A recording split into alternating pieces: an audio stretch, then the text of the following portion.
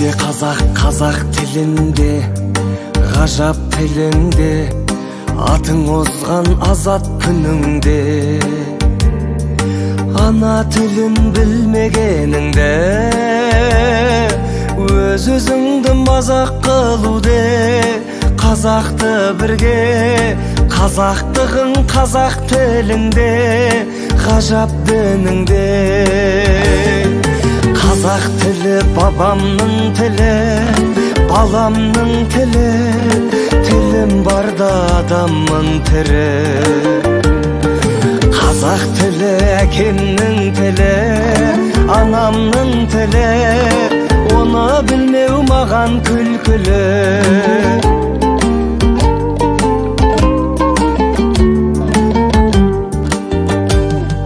Мейлі қазақ бақ шауып тұрсын, бақ шауып тұрсын.